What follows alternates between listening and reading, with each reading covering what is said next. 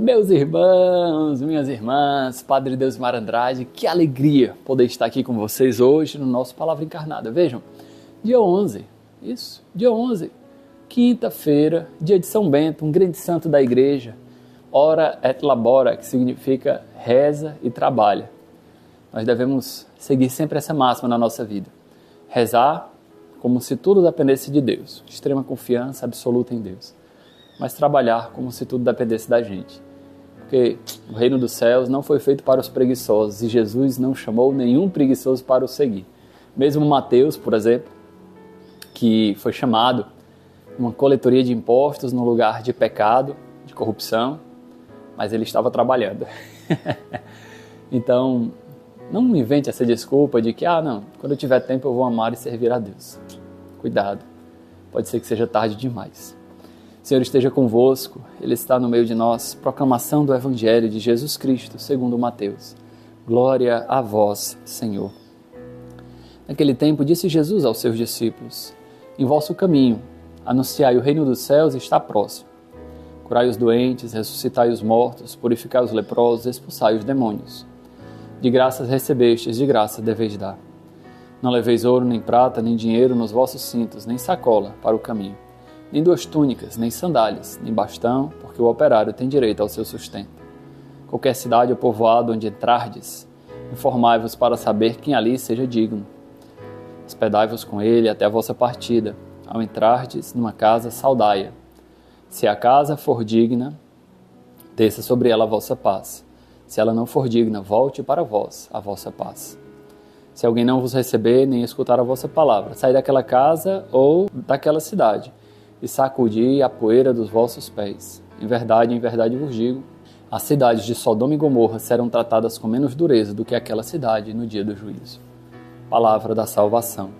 Glória a vós, Senhor. Meus irmãos, hoje nós encontramos Jesus dando algumas dicas, alguns conselhos, algumas instruções práticas para aqueles que querem anunciar o reino dos céus. Elas são quais? Realizai as minhas obras. Porque, em primeiro lugar, estas obras que Jesus está falando aqui, elas são impossíveis a um homem comum de realizá-las. Curar os doentes, ressuscitar os mortos, purificar os leprosos e expulsar os demônios. Ou seja, às vezes nós, quando lemos essa passagem, nos aficionamos mais no caráter extraordinário da cura, da expulsão dos demônios. Mas o cerne aqui é Jesus mostrando que o que vocês devem levar não é simplesmente uma boa mensagem. Vocês não são chamados a ser, diríamos hoje, um coach cristão. Vocês devem anunciar o quê? O reino de Deus. O reino de Deus, meus irmãos, é a mensagem central e o que vocês vão fazer é a obra de Deus. Não é simplesmente um cuidado humano, porque senão a igreja, ela seria somente uma ONG. E nós não somos uma ONG. Nós não somos chamados simplesmente a fazer o bem, a fazer caridade no sentido mundano da palavra. Pelo contrário, nós somos chamados a realizar a obra de Deus, a anunciar o reino de Deus. Custe o que custar. Tanto que Jesus dá uma mensagem para eles para que eles não desanimem. Olha, se vocês forem numa cidade e anunciando o reino de Deus, tiver uma casa digna lá, vocês ficam lá. Dependem da providência, não é os artifícios humanos, não são os méritos, as forças humanas, dependem da providência, confiem na providência. Mas se não forem bem acolhidos numa casa, numa cidade, batei os vossos pés. Essa expressão, que pode parecer dura, era um costume que os judeus faziam quando entravam numa cidade pagã. Então, quando eles saíam de um lugar que tinham pagãos, eles entravam em casa e batiam os pés, para nem mesmo a poeira dos que foram tocados pelos impuros pudessem habitar na casa deles. O sentido de lavar os pés também tinha esse sentido de purificação, de nada do que é impuro. Dessa forma, Jesus está mostrando um novo nível de pureza, que não é simplesmente ser pagão ou não ser pagão, ser de origem judaica ou não ser de origem judaica. O grande X da questão é escutar a palavra de Deus e a colocar em prática. Acolher a palavra de Deus é o centro do Evangelho. Portanto, aqueles que não acolhem a palavra de Deus devem ser tratados como pagãos. Ou seja, eles precisam entender de que eles precisam acolher a palavra de Deus. Então, isso não é discriminar, mas é nós termos claro no nosso coração que existe uma distinção, uma separação. E a palavra santo, originalmente, é consagrado, santo, é um separado. Separar o que é de Deus e o que não é de Deus.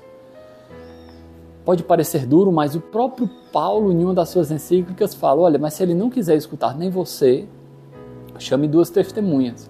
Se eles não quiserem escutar vocês, chame a igreja. E se eles não escutarem nem mesmo a igreja, considere-os apóstatas, né? Fala uma expressão mais forte, né? Confie ele a Satanás.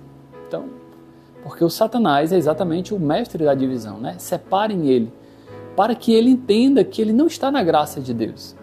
Então, vejam, meus irmãos, minhas irmãs, é preciso ter muito claro o que é de Deus e o que não é.